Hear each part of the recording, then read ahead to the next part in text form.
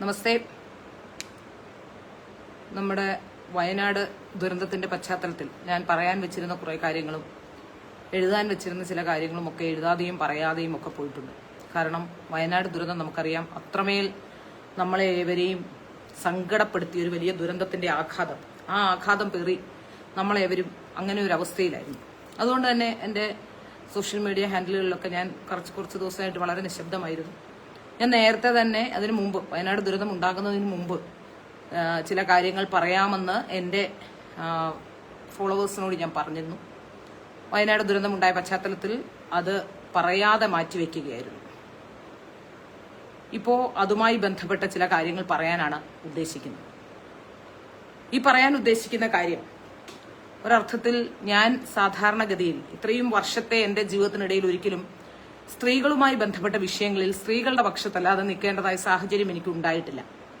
ഏതെങ്കിലും രീതിയിൽ അത്രയും ഫ്രോഡായ, അതായത് അത്രയും ഫ്രോഡ്നെസ് കാണിക്കുന്ന ആൾക്കാരുടെ കാര്യത്തിലല്ലാതെ ഏതെങ്കിലും തരത്തിൽ ഒരു സ്ത്രീയുടെ വ്യക്തിപരമായ വിഷയങ്ങളിൽ, അത് സൗഹൃദത്തിലായാലും ഏതൊക്കെ തരത്തിലുള്ള പ്രശ്നങ്ങളായാലും അത്തരം വിഷയങ്ങളിൽ സാധാരണഗതിയിൽ ഞാൻ ഇടപെടുകയോ അഭിപ്രായം പറയുകയോ ചെയ്യാറില്ല. അതിനി വിവാഹമാണെങ്കിലും വിവാഹമോചനമാണെങ്കിലും ഇത്തരം വിഷയങ്ങളൊക്കെ പലപ്പോഴും വരാറുണ്ട്. മാത്രമല്ല, ഞാനിങ്ങനെ സോഷ്യൽ മീഡിയ ഹാൻഡിലുകളിലൂടെ പറയുന്നത് പലതും സാമൂഹ്യ പ്രതിബദ്ധതയുള്ള കാര്യങ്ങൾ മാത്രമാണ്. എനിക്കൊരു ചാനലുണ്ട്. ആ ചാനലിലും ഞാൻ ഇതുപോലെ തന്നെ 2 സ്ത്രീകളെ പറ്റിയാണ് നിലവിൽ നേരത്തെ വാർത്ത ചെയ്തിട്ടുള്ളത്. ആ രണ്ടും, ഒന്ന് പോലീസിലെ ഹണി ട്രാപ്പ് ചെയ്ത ഒരു സ്ത്രീയെ പറ്റിയും മറ്റൊന്ന് 4-5 കല്യാണം കഴിച്ച ആണുങ്ങളെ പറ്റിക്കുന്ന ഒരു സ്ത്രീയെ പറ്റിയും, അങ്ങനെ 2 വാർത്ത മാത്രമേ സ്ത്രീകളെ സംബന്ധിച്ച് ഞാൻ ചെയ്തിട്ടുള്ളൂ. അല്ലാതെ ക്രിമിനൽ കേസ് വരുന്ന സ്ത്രീകളെ കുറിച്ച് ചെയ്യാറുണ്ട്. പക്ഷെ ഇവരെ രണ്ടിനെയും തുറന്നു കാണിക്കണമെന്നുള്ളത് അത് സമൂഹത്തിന്റെ ഒരു ആവശ്യം കൂടിയായിരുന്നു. കാരണം പോലീസിനെ ഹണി ട്രാപ്പ് ചെയ്യുക എന്ന് വെച്ചാൽ നമ്മുടെ നിയമവ്യവസ്ഥയെ മുഴുവൻ തകരാറിലാക്കാൻ കഴിയുന്ന കാര്യമാണ്. അങ്ങനെ 1-2 വിഷയങ്ങൾ മാത്രമാണ് ഇതുവരെ സോഷ്യൽ മീഡിയ ഹാൻഡിലുകളിലൂടെ സ്ത്രീകൾക്കെതിരായി പറഞ്ഞിട്ടുള്ളത്. കഴിഞ്ഞ കുറെ നാളുകളായി ഈ പറയാൻ ഉദ്ദേശിക്കുന്ന വിഷയത്തിൽ ഇതിൽ മറ്റേത് തരത്തിലുള്ള ജാതിയോ മതമോ അല്ലെങ്കിൽ കുശുമ്പോ കുന്നായ്മയോ കുത്തിത്തിരിപ്പോ ഒന്നും ദയവ് ചെയ്ത് കാണരുത്. ഇത് പറയുന്നത് ഇതും സാമൂഹ്യ പ്രതിബദ്ധതയുടെ ഭാഗമായി മാത്രം ഞാൻ പറയുന്ന ഒരു കാര്യമാണ്. കഴിഞ്ഞ കുറെ നാളുകളായി കൃഷ്ണഭക്ത എന്ന് അവകാശപ്പെട്ടുകൊണ്ട് ഒരു യുവതി കൃഷ്ണന്റെ ചിത്രം വരയ്ക്കുന്നു, അതുകൊണ്ട് കൃഷ്ണഭക്തയാണെന്നൊക്കെ അവകാശപ്പെട്ടുകൊണ്ട് എല്ലാ ഹൈന്ദവരുടെ ഇടയിലേക്കും ഹൈന്ദവ ക്ഷേത്രങ്ങളിലേക്കുമൊക്കെ പടർന്നു കയറുന്ന, ഹൈന്ദവ സംഘടനകളിലേക്കുമൊക്കെ പടർന്നു കയറുന്ന ഒരു കാഴ്ച നമ്മൾ കഴിഞ്ഞ കുറെ നാളുകളായി കണ്ടുകൊണ്ടിരിക്കുകയാണ്. അപ്പോൾ ഒരു 2 വർഷങ്ങൾക്ക് മുൻപ് ഒരു ദിവസം ഞാൻ എന്റെ ഓഫീസിലിരിക്കുമ്പോൾ മലയാളത്തിലെ ഒരു സിനിമാ സംവിധായകൻ ഇടയ്ക്കൊക്കെ നമ്മുടെ ഓഫീസിൽ വരാറുണ്ട്.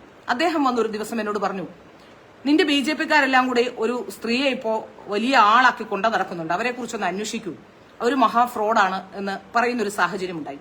എനിക്ക് തോന്നുന്നു അദ്ദേഹത്തിന്റെ യൂട്യൂബ് ചാനലിൽ അദ്ദേഹം അന്ന് അതിനെക്കുറിച്ചൊരു സ്റ്റോറി, അദ്ദേഹം അരമണിക്കൂർ നീളുന്ന പ്രോഗ്രാമുകളാണ് ചെയ്യുന്ന, പ്രോഗ്രാം ചെയ്തിട്ടുണ്ടെന്ന് തോന്നുന്നു. അന്ന് ഞാനത് വലിയ കാര്യമായി എടുത്തില്ല. കാരണം അദ്ദേഹം ഒരു ഇടതുപക്ഷ അനുഭാവി കൂടി ആയതുകൊണ്ട് ഒരുപക്ഷെ അദ്ദേഹം പറയുന്നതിൽ എന്താണ് എന്ന് അന്വേഷിക്കാനും പോയില്ല.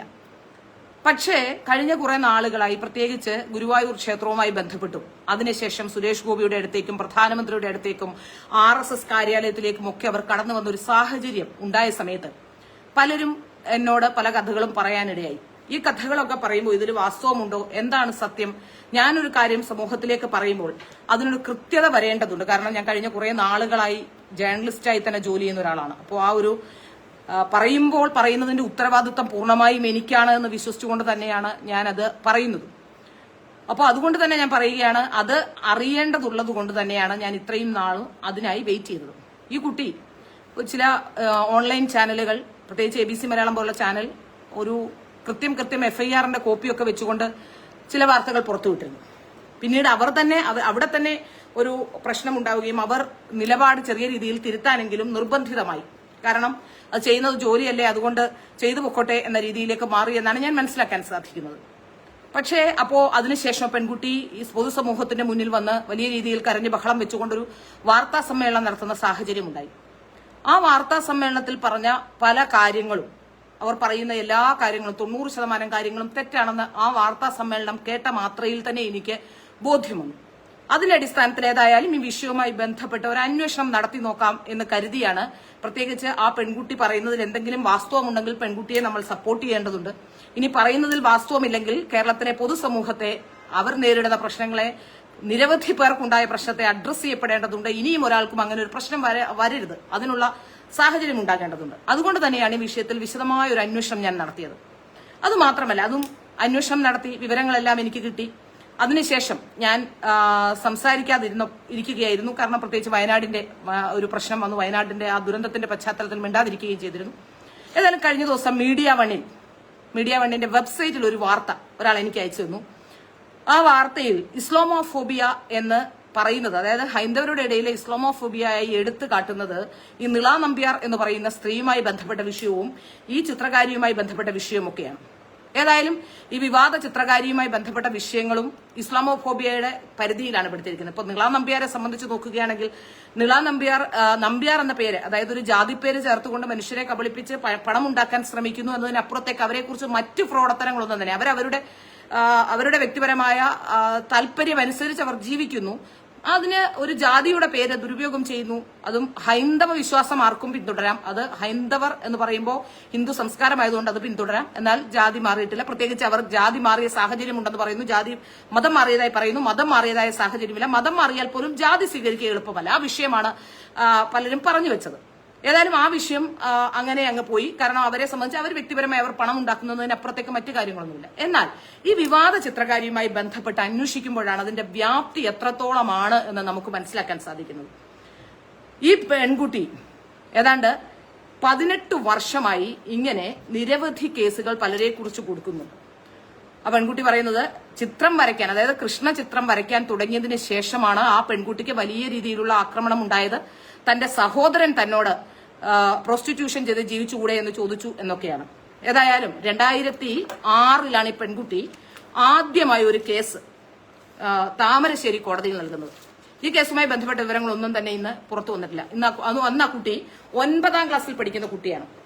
9ാം ക്ലാസ്സിൽ പഠിക്കുന്ന ഈ കുട്ടി ഒരു ദിവസം അച്ഛനുമായി പിണങ്ങി റോഡിലേക്ക് ഇറങ്ങി അവിടെ നിൽക്കുമ്പോൾ ഒരു കാർ വരികയും കാറിൽ ഒരാൾ കൂട്ടിക്കൊണ്ടുപോവുകയും അയാളുടെ വീട്ടിലേക്ക് കൊണ്ടുപോവുകയും വീടിനടുത്തെത്തുമ്പോൾ അതായത് വീടിന് പറമ്പിലേക്ക് കയറി നിൽക്കാൻ ആവശ്യപ്പെടുകയും അമ്മ വന്ന് വാതിൽ തുറന്ന ശേഷം ആ വീട്ടിലേക്ക് കൊണ്ടുപോവുകയും ആ കുട്ടിയെ പീഡിപ്പിക്കാൻ ശ്രമിക്കുകയും ചെയ്തു എന്നായിരുന്നു ഈ കുട്ടി ആദ്യം നൽകിയ പരാതി.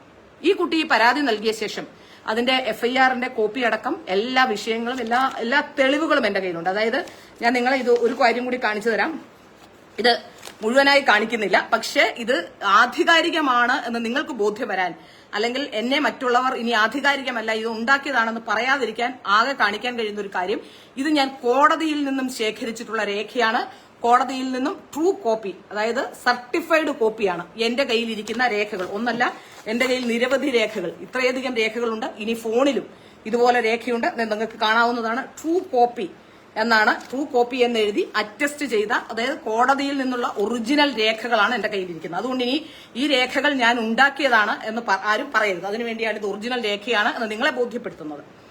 അപ്പൊ ഈ പെൺകുട്ടി അങ്ങനെ ഒരു കേസ് നൽകുകയും ആ കേസിൽ, അതായത് പെൺകുട്ടി പറയുന്നത് 2006 ആ ദിവസം, 2006 ഞാൻ ദിവസമൊക്കെ എഴുതി വെച്ചിട്ടുണ്ട്. കാരണം സാധാരണ ഒരു ലൈവ് കൊടുക്കുന്നത് പോലെയല്ല ഇത്. എവിടെ നിന്ന് പറയണം, എവിടെ നിന്ന് തുടങ്ങണമെന്ന് അറിയാത്ത അത്രയധികം കോംപ്ലിക്കേഷൻസ് ഉള്ള നിരവധി കേസുകൾ കൊടുത്തിട്ടുള്ള കാര്യമാണ്. അതുകൊണ്ട് ഇതുമായി ബന്ധപ്പെട്ട് 2006 ഈ കുട്ടി കേസ് നൽകുന്നു.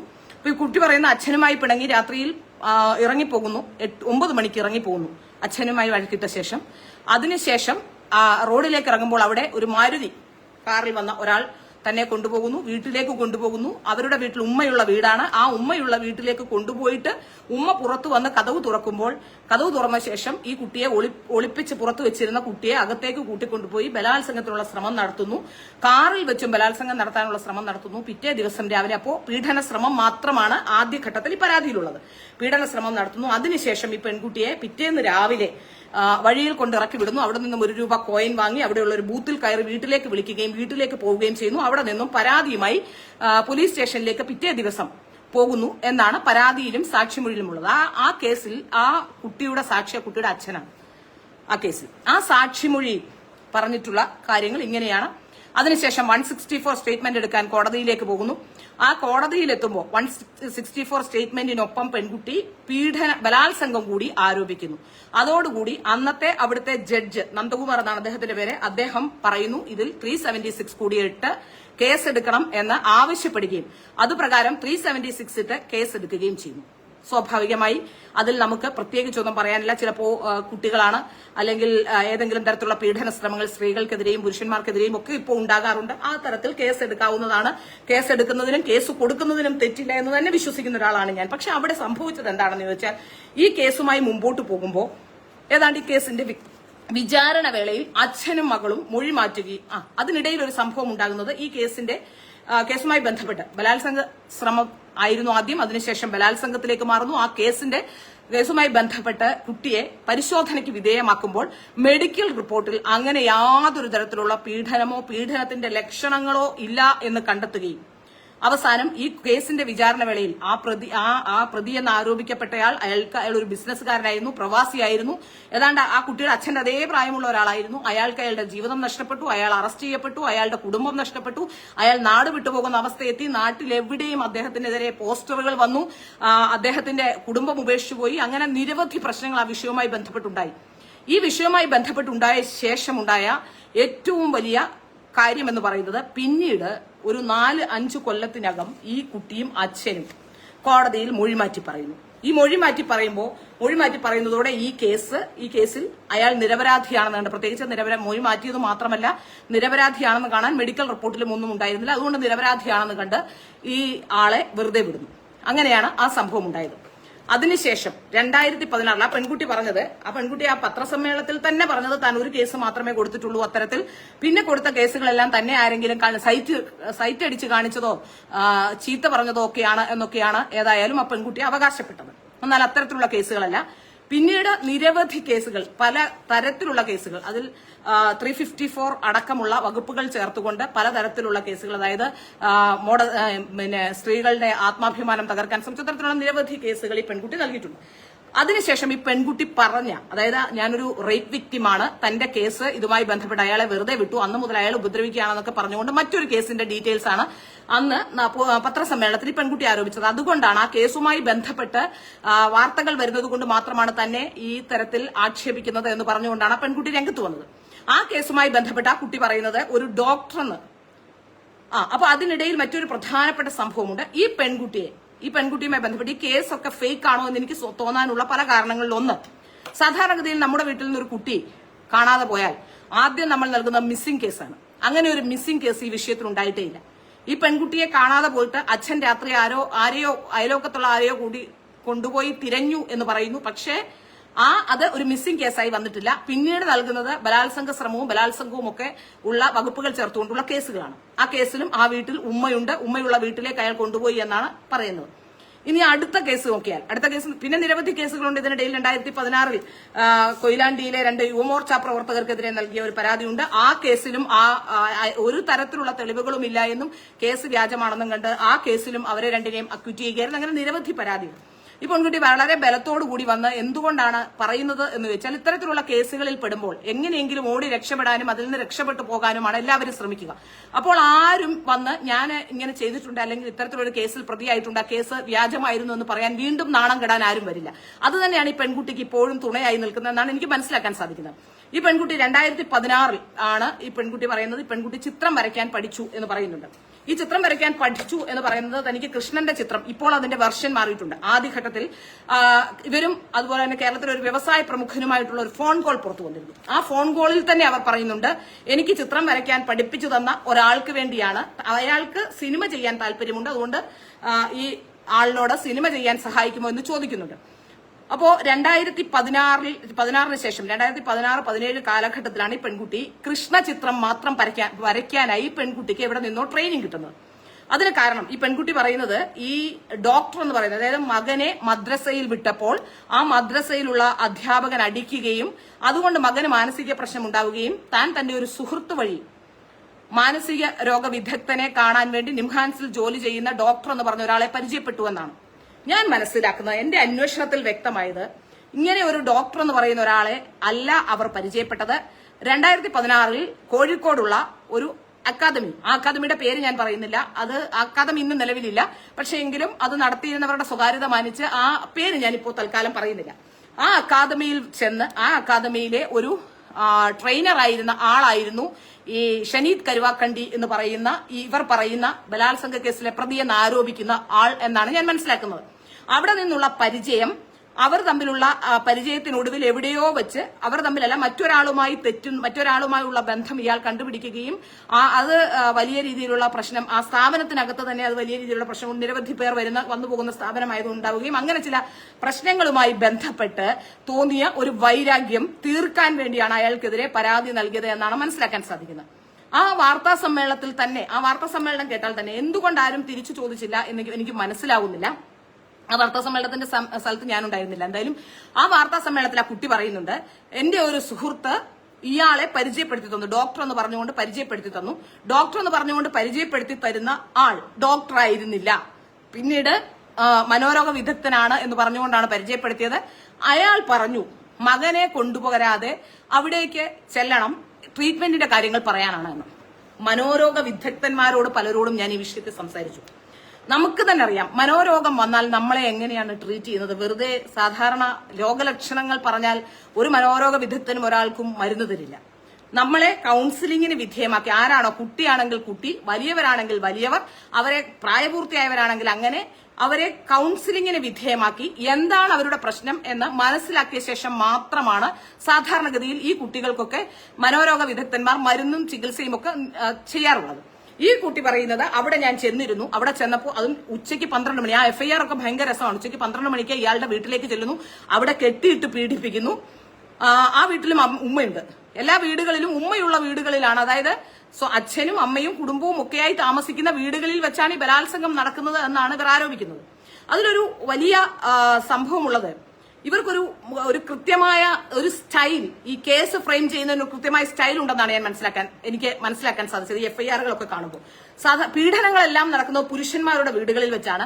അവിടുത്തെ ഉമ്മമാരും അത് അറിയുന്ന ആൾക്കാരാണ്. അങ്ങനെ വരുമ്പോൾ തീർച്ചയായും ഒരു പുരുഷനെ ഒരു ബലാത്സംഗ കേസിൽ പെടുത്തിയാൽ അവിടുത്തെ ഉമ്മമാരടക്കമുള്ളവർ പ്രതിയാകുന്ന സാഹചര്യം ഉണ്ടായാൽ ഇനി ഒരു ബലാത്സംഗം ചെയ്തിട്ടില്ലെങ്കിൽ പോലും പുരുഷന്മാരെ സംബന്ധിച്ചിടത്തോളം ഏറ്റവും സെൻസിറ്റീവ് അവരുടെ അമ്മമാരായിരിക്കും. അപ്പൊ തീർച്ചയായിട്ടും നമുക്കാണെങ്കിലും അങ്ങനെയാണ്. നമ്മുടെ കുടുംബത്തിലേക്കാണ് അല്ലെങ്കിൽ അങ്ങനെയുള്ള ഒരാളുടെ കുടുംബത്തിലേക്കാണ് തെളിവെടുപ്പിനും മറ്റുള്ള കാര്യങ്ങൾക്കുമൊക്കെയായി പോലീസ് എത്തുന്നത്. അങ്ങനെ പോലീസ് എത്തുന്ന സാഹചര്യം ഒഴിവാക്കാൻ അവിടെ എനിക്ക് മനസ്സിലാക്കാൻ സാധിക്കുന്ന രണ്ടാമത് കേസ് കൊടുത്ത ആൾക്ക് അയാളുടെ സഹോദരി അടക്കം ആ വീട്ടിലുണ്ട്. അങ്ങനെ ഒരു സാഹചര്യത്തിൽ അവിടെ ബലാത്സംഗം നടന്നുവെന്ന് ആരോപിക്കുമ്പോൾ ആ വീട്ടിലേക്ക് ആൾക്കാർ ചെല്ലുമ്പോൾ വലിയ രീതിയിലുള്ള പ്രശ്നങ്ങൾ ഉണ്ടാവുകയും ഏതെങ്കിലും തരത്തിൽ സെറ്റിൽമെന്റ് നടത്താനോ അല്ലെങ്കിൽ എന്താണ് അവർ ഉദ്ദേശിക്കുന്നതെന്ന് ഇപ്പോഴും വ്യക്തമല്ല. എനിക്ക് ഷനീദ് കരുവാക്കണ്ടിയുമായി സംസാരിക്കാൻ കഴിഞ്ഞിരുന്നെങ്കിൽ ഒരു പക്ഷേ സാമ്പത്തികമായിരുന്നു അവർ ലക്ഷ്യം വെച്ചത് എന്ന് നമുക്ക് അറിയാമായിരുന്നു. ഏതായാലും ഇതുമായി ബന്ധപ്പെട്ട് ഇങ്ങനെയാണ് അവർ കേസ് ഫ്രെയിം ചെയ്യുന്നത്. അപ്പോൾ ഇങ്ങനെ കേസ് ഫ്രെയിം ചെയ്യുന്നത് കൊണ്ടുള്ള അവർക്കുള്ള ഒരു ഗുണം എന്താണെന്ന് ചോദിച്ചാൽ അവരാണ് ഇതിലെ വാദി. അവരെ അങ്ങും ആരും കാണുകയോ അവരുമായി ബന്ധപ്പെട്ട ഇടങ്ങളിലേക്ക് ഈ കേസുകളൊന്നും ചെല്ലുന്നില്ല. അതുകൊണ്ട് തന്നെയാണ് ഇത്തരത്തിൽ കഴിഞ്ഞ കുറേ നാളുകളായി ഇങ്ങനെ ജനങ്ങളെ പറ്റിച്ചുകൊണ്ട് അവർക്ക് മുന്നോട്ട് പോകാൻ കഴിഞ്ഞത്. ഈ ഷനീദ് കരുവാക്കണ്ടി എന്ന് പറയുന്ന അയാളെയും ഇവർ ആരോപിച്ച ബലാത്സംഗ കേസിൽ വെറുതെ വിട്ടു എന്നാണ് നമുക്ക് മനസ്സിലാക്കാൻ സാധിക്കുന്നത്. ആ കേസുമായി ബന്ധപ്പെട്ട് ആ കേസ് ഒന്ന് പരിശോധിച്ചാൽ, ആ കേസുമായി ബന്ധപ്പെട്ട് നോക്കുകയാണെങ്കിൽ 2018 ഇയാൾക്കെതിരെ പരാതി കൊടുക്കുന്നത്. 2018 ഓഗസ്റ്റിലാണ് ഇയാൾക്കെതിരെ ഇവർ പരാതിയുമായി വരുന്നത്. ആ 2018 ഓഗസ്റ്റിൽ തന്നെ ഇപ്പോഴും അവരുടെ സോഷ്യൽ മീഡിയ ഹാൻഡിൽ, അതായത് ഇൻസ്റ്റാഗ്രാമിൽ ഈ ജനുവരിയിൽ, അതായത് നമ്മുടെ പ്രധാനമന്ത്രിയുമായി ബന്ധപ്പെട്ട് പ്രധാനമന്ത്രിയുടെ പ്രോഗ്രാം കഴിഞ്ഞ ശേഷം അവർ ഈ ഷനീദുമായുള്ള ചിത്രം പങ്കുവച്ചിട്ടുണ്ട്. അതായത് ഷനീദ് മാത്രമാണ് ഈ കേസിൽ, അതായത് ഷനീദിന് മറ്റു കുടുംബമില്ലാത്തതുകൊണ്ട്, അതായത് ഭാര്യയോ വിവാഹമോ കഴിക്കാത്തത് കൊണ്ട് ഈ കേസിൽ ഷനീദ് മാത്രമാണ് ഇത്തരം കേസുകളിൽ ഇവരോട് പൊരുതി വിജയിച്ചു നിന്നിട്ടുള്ളത്. ബാക്കിയുള്ളവരെല്ലാം കേസുമായി ബന്ധപ്പെട്ട് കേസ് നടത്തിപ്പിന്റെ ഭാഗങ്ങളിൽ പലപ്പോഴും ഏതെങ്കിലും തരത്തിൽ മൊഴി മാറ്റാനുള്ള സാഹചര്യം ഉണ്ടാവുകയോ അങ്ങനെയൊക്കെ ഉണ്ടായി പോവുകയായിരുന്നു. അപ്പോൾ അതുകൊണ്ടാണ് അവർ കൃത്യമായി വീണ്ടും ആ ഷനീദ് കരുവാക്കണ്ടിയുമായുള്ള ചിത്രം 2018 അവരുടെ ഇൻസ്റ്റാഗ്രാമിൽ ഇപ്പോഴും തന്നെ അതിക്രൂരമായി പീഡിപ്പിച്ചു എന്ന് പറയുന്ന ഒരാളെ, അയാളുടെ കൂടെ ചേർന്നുള്ള ഒരു പടം അവരിപ്പോഴും ആ 2018 പടം എന്ന് പറഞ്ഞുകൊണ്ട് 2024 അവരിപ്പോഴും പങ്കുവച്ചിട്ടുണ്ട്. ഈ ജനുവരിയിൽ ഞാൻ അവരുടെ സോഷ്യൽ മീഡിയ ഹാൻഡിൽ നോക്കിയപ്പോൾ എനിക്ക് കാണാൻ കഴിഞ്ഞിട്ടുണ്ട്. ആ പടം ഇപ്പോഴും അവിടെയുണ്ട്. ഇനി ഈ കേസിൽ ആദ്യം ഇയാൾക്കെതിരെ പരാതി കൊടുക്കുകയും അവിടുത്തെ ഈ കേസിൽ വനിതാ ജഡ്ജി തന്നെയായിരുന്നു. വനിതാ ജഡ്ജി ഈ മൊഴിയൊന്നും വിശ്വാസയോഗ്യമല്ല എന്ന് പറഞ്ഞുകൊണ്ട് ആദ്യഘട്ടത്തിൽ തന്നെ, അതായത് ജില്ലാ കോടതിയിൽ നിന്ന് തന്നെ, സാധാരണഗതിയിൽ ഇത്തരം കേസുകൾക്ക് തന്നെ കെട്ടിയിട്ട് പീഡിപ്പിച്ചു എന്നൊക്കെ പറഞ്ഞ് ഒരു കേസുമായി ചെന്നാൽ അത്തരം കേസുകൾക്ക് ഒരിക്കലും ഒരു കാലത്തും ജാമ്യം കിട്ടുന്ന പതിവില്ല. അങ്ങനെ ആ കോടതിയിൽ നിന്ന് ആദ്യഘട്ടത്തിൽ തന്നെ ജാമ്യം അനുവദിച്ചു. ഹൈക്കോടതിയിൽ പോലും അയാൾക്ക് പോകേണ്ടി വന്നില്ല എന്നാണ് എനിക്ക് മനസ്സിലാക്കാൻ സാധിക്കുന്നത്. അതിനുശേഷം പിന്നീട് അയാൾക്കെതിരെ വീണ്ടും അയാൾ വീട്ടിൽ കയറി, അതായത് ജാമ്യത്തിൽ നിൽക്കുന്ന പ്രതി വീട്ടിൽ കയറി ആക്രമിക്കുന്നു എന്ന് പറഞ്ഞുകൊണ്ട് ഇയാൾക്ക് ജാമ്യം കിട്ടിയതുകൊണ്ട് മറ്റൊരു കേസ് കൂടി ഇവർ നൽകുന്നു. ആ കേസിന് ശേഷം വീണ്ടും ഈ കേസുമായി ബന്ധപ്പെട്ട് ഈ കേസ് വ്യാജ കേസാണെന്ന് പോലീസ് കണ്ടെത്തുകയും പോലീസ് കേസ് റഫർ ചെയ്യുകയും ഈ കേസ് വേണ്ട എന്ന് പറഞ്ഞുകൊണ്ട് റഫർ ചെയ്ത് കളയുകയും ചെയ്യുന്നു. കാരണം ഇത് വ്യാജമാണെന്ന് കണ്ടെത്തുന്നു. അതിനുശേഷം കോടതിയിലെത്തുകയും ഈ കേസിൽ കോടതിയിലെത്തുമ്പോഴാണ് 2006 കേസുമായി ബന്ധപ്പെട്ട് ഈ ഷനീദ് കരുവാക്കണ്ടി ഈ ഡീറ്റെയിൽസ് മുഴുവൻ കോടതിയിൽ ഹാജരാക്കുന്നു. അപ്പോൾ കോടതിയിൽ ചോദിക്കുമ്പോഴും ഇവർ പറയുന്നത് താൻ മറ്റൊരു പരാതിയും നൽകിയിട്ടില്ല എന്നാണ് കോടതിയിൽ ജഡ്ജിയോട് പറഞ്ഞത്. അപ്പോ ഈ കേസുമായി ബന്ധപ്പെട്ട രേഖകൾ ഈ ഷനീദ് അടക്കമുള്ള അവരുടെ അഭിഭാഷകൻ കോടതിയിൽ കാണിക്കുകയും അതുമായി ബന്ധപ്പെട്ട് ജഡ്ജി ചോദിക്കുമ്പോൾ അച്ഛൻ കള്ളു കുടിച്ചപ്പോൾ അറിയാതെ ചെയ്തു നൽകിയ കേസാണ് എന്നാണ് അന്ന് അവർ പറഞ്ഞത്. ഇതിന്റെ അടിസ്ഥാനത്തിൽ കൂടിയാണ് ഈ പരാതിക്കാരി ഒരു തരത്തിലും വിശ്വാസയോഗ്യമായ ഒരാളല്ല എന്ന് പറഞ്ഞതുകൊണ്ടാണ് ഇവരെ തീർച്ചയായും ഈ കേസിൽ നിന്ന് ഒഴിവാക്കിയത്. അതുകൊണ്ട് തന്നെ ഇവർക്ക് ഈ കേസിൽ ഇവർ ഈ കേസിൽ ഇയാൾ കുറ്റവിമുക്തനാക്കപ്പെടുകയും ഈ കേസിൽ ഇവർക്കൊന്നും ചെയ്യാതിരിക്കുകയും ഇവർ ഹൈക്കോടതിയിലേക്ക് പിന്നീട് പോയിട്ടുമില്ല. എന്നാൽ ഇവർ പറയുന്ന ഈ കഥകളെല്ലാം വ്യാജമാണ് എന്ന് നമുക്ക് ഒറ്റ നോട്ടത്തിൽ തന്നെ മനസ്സിലാക്കാൻ സാധിക്കും. ഇനി 2016 ഇവർ 2 ചിത്രം വരയ്ക്കാനാണ്, കൃഷ്ണനുമായി ബന്ധപ്പെട്ട 2 ചിത്രം വരയ്ക്കാനാണ് ഇവർ പഠിച്ചത്. അതിലൊരു ചിത്രമാണ് ഇവർ കൊണ്ടു നടന്ന് ഇപ്പോൾ അവർ വരച്ചു എന്ന് അവകാശപ്പെട്ടുകൊണ്ട് കൊണ്ടു നടക്കുന്നത്. മറ്റൊരു ചിത്രം അവർ വരച്ചത് അത്ര പൂർണ്ണമായില്ല. ഇതിനിടയിൽ ഇവർ ആൾദൈവമാകാൻ ഒരു ശ്രമം നടത്തി. കാലിന്റെ അടിയിൽ നീല കാണുന്നു, കൃഷ്ണന്റെ അവതാരമാണ് എന്നൊക്കെ പറഞ്ഞു വരുത്താൻ ഒരു ശ്രമം നടത്തി. പിന്നീടാണ് കൃഷ്ണന്റെ വർണ്ണം മനസ്സിലാവുകയും പിന്നീട് അതിൽ നിന്ന് ആ ആൾദൈവമാകുന്നതിൽ നിന്ന് പിന്മാറുകയും ഒക്കെ ചെയ്യുകയായിരുന്നു. ഏതായാലും ഇവരുടെ ഈ ഗുരുവായൂരിലേക്കുള്ള വരവ് സംശയാസ്പദമാണ്. കാരണം ഈ ഡോക്ടറുമായി ബന്ധപ്പെട്ട് ഒരു കാര്യം കൂടി പറയാനുണ്ട്. ഈ കേസുമായി ബന്ധപ്പെട്ട് ഇവർ പറയുന്നു ഇവരുടെ ഒരു സുഹൃത്ത് ഇയാളെ പരിചയപ്പെടുത്തി കൊടുക്കുന്നു, ഡോക്ടറാണെന്ന് പറയുന്നു. അയാൾ ഇവരെ വിളിച്ചു വരുത്തി ബലാത്സംഗം ചെയ്യുന്നു എന്നാണ്. അങ്ങനെയെങ്കിൽ ഈ സുഹൃത്ത് എവിടെ? ഈ സുഹൃത്ത് അങ്ങനെ ഒരു സംഭവം ഉണ്ടായിട്ടുണ്ടെങ്കിൽ ആ സുഹൃത്ത് ഒന്നുകിൽ സാക്ഷിയോ അല്ലെങ്കിൽ പ്രതിയോ ആകണം. കാരണം ഞാൻ എന്റെ ഒരു സുഹൃത്ത് വഴി മറ്റൊരാളെ അയാൾ ഡോക്ടറാണെന്ന് പറഞ്ഞുകൊണ്ട് ഡോക്ടർ അല്ല എന്ന് ബോധ്യം വരുന്നു, ബലാത്സംഗം ചെയ്തിട്ടുണ്ടെങ്കിൽ തീർച്ചയായും അതിൽ ഇയാൾ പ്രതിയോ അല്ലെങ്കിൽ സാക്ഷിയോ ആവണം. അയാൾ എവിടെ? അയാൾ പ്രതിയുമല്ല സാക്ഷിയുമല്ല ഈ കേസിൽ. ഇതുപോലെ തന്നെയാണ് ആദ്യത്തെ കേസിലും. അപ്പോ ഇതില് മിസ്സിംഗ് കേസ് അവിടെ കേസുണ്ട്, അതായത് ആ കുട്ടിയെ കാണാതായിട്ട് മിസ്സിംഗ് കേസ് കൊടുക്കുന്നില്ല. അതിനുശേഷം പല കേസുകളിലും ഇത്തരത്തിൽ ഇവർക്ക് കോടതികളിൽ നിന്ന് തിരിച്ചടി ഉണ്ടാകുന്നു. അത് പോലീസ് കേസ് എടുക്കുന്നില്ല അല്ലെങ്കിൽ പോലീസ് അതിൽ അന്വേഷണം നടത്തുന്നില്ല എന്ന് പറയുന്നത് പോലീസിന് ഇതുമായി ബന്ധപ്പെട്ട കാര്യങ്ങൾ അറിയാമെന്നുള്ളത് കൊണ്ടാണ്. ഇനി ഇവർ പറയുന്ന മറ്റൊരു വാദം, ഇപ്പോൾ ഞാൻ പ്രധാനമന്ത്രിയുടെ അടുത്തേക്ക് എത്തിയില്ലേ, പ്രധാനമന്ത്രിയുടെ NSTയും സംഘവും എവിടെയെങ്കിലും എനിക്കെതിരെ കേസുണ്ടെങ്കിൽ അറിയാമായിരുന്നില്ലേ? ശരിയാണ്, അവർക്കെതിരെ കേസില്ല. അവരാണ് ഇത്രയും കാലം കേസുകളൊക്കെ കൊടുത്തുകൊണ്ടിരിക്കുന്നത്. 1. 2, പ്രധാനമന്ത്രിയുടെ അടുത്തേക്ക് എത്താനുണ്ടായ സാഹചര്യം ഞാൻ മനസ്സിലാക്കുന്നത് സുരേഷ് ഗോപിയുടെ വിവാഹവുമായി ബന്ധപ്പെട്ട് വന്നപ്പോഴാണ്, സുരേഷ് ഗോപിയുടെ മകളുടെ വിവാഹവുമായി ബന്ധപ്പെട്ട് വരുമ്പോഴാണ്. സുരേഷ് ഗോപിയെ സംബന്ധിച്ച് നമുക്കറിയാം, അദ്ദേഹം ഒരു നല്ല മനുഷ്യസ്നേഹിയാണ്. അദ്ദേഹത്തിന് ഇത്തരത്തിലുള്ള കാര്യങ്ങൾ കാണുമ്പോഴോ അല്ലെങ്കിൽ എന്തെങ്കിലും വിഷമം ഉണ്ടാകുന്ന കാര്യങ്ങൾ പറയുമ്പോഴോ ഞാൻ ഇങ്ങനെയാണെന്നൊക്കെ പറയുമ്പോഴോ അദ്ദേഹത്തിന് ഒരു മനസ്സലിവുണ്ടാകുന്ന ആളാണ്. അദ്ദേഹത്തിന്റെ ശുപാർശ പ്രകാരമാണ് ഈ പ്രധാനമന്ത്രിയുടെ അടുത്തേക്ക് എത്തിയത് എന്നാണ് മനസ്സിലാക്കാൻ സാധിക്കുന്നത്. അവിടെ നിന്ന് അവർ കാര്യാലയത്തിലേക്ക് എത്താനുണ്ടായ സാഹചര്യം, അവർ ആരാണ് അവരെ കാര്യാലയത്തിൽ എത്തിച്ചെന്ന വിഷയത്തെക്കുറിച്ച് കൃത്യമായി കാര്യങ്ങൾ വ്യക്തമായിട്ടുണ്ട് എന്നാണ് എനിക്ക് മനസ്സിലാക്കാൻ സാധിക്കുന്നത്. ഇനി മറ്റൊരു വ്യവസായ പ്രമുഖനുമായി ബന്ധപ്പെട്ടാണെങ്കിൽ, ഒരു കേരളത്തിലെ ഏറ്റവും വലിയൊരു വ്യവസായ പ്രമുഖനുമായി ബന്ധപ്പെട്ട ഒരു ഓഡിയോയും ഒരു ചിത്രവും ഇവരെ രണ്ടുപേരും കുടിക്കുന്ന ഒരു ചിത്രവും പുറത്തു വന്നിരുന്നു. അതൊന്നും ഞാൻ കേൾപ്പിക്കുന്നില്ല, കാരണം ഒരു സ്ത്രീയുടെ വിഷയമായതുകൊണ്ട് അയാളുടെ സ്വകാര്യതയും നമുക്ക് മാനിക്കേണ്ടതുള്ളതുകൊണ്ട് അതൊന്നും ഞാൻ ഇപ്പോ കാണിക്കാനോ കേൾപ്പിക്കാനോ ഒന്നും ശ്രമിക്കുന്നില്ല. അതെല്ലാം കയ്യിലുണ്ട്. പക്ഷേ നമുക്ക് പല ഘട്ടങ്ങളിലായി പലയിടത്തുനിന്നും അയച്ചു കിട്ടിയതും ഒക്കെയാണ്. പക്ഷേ എങ്കിലും അതിൽ വളരെ കൃത്യമായി തന്നെ ഇദ്ദേഹത്തിന്റെ ഐഡന്റിറ്റി വെളിവാകുന്ന രീതിയിൽ ഇവർ സംസാരിച്ച്, അതായത് ഒരു കാര്യവുമില്ലാതെ ഇദ്ദേഹത്തിന്റെ ഐഡന്റിറ്റി മനസ്സിലാകുന്ന രീതിയിൽ സംസാരിച്ചുകൊണ്ടാണ് ഈ ഓഡിയോ എടുത്തിരിക്കുന്നത്. ആ ഓഡിയോ ഏതായാലും ആ വ്യവസായ പ്രമുഖൻ പുറത്തുവിടില്ല. ഇവരുടെ ഏതാണ്ട് മുത്തച്ഛനാകാൻ പ്രായമുള്ള ഒരു വ്യവസായ പ്രമുഖനാണ്.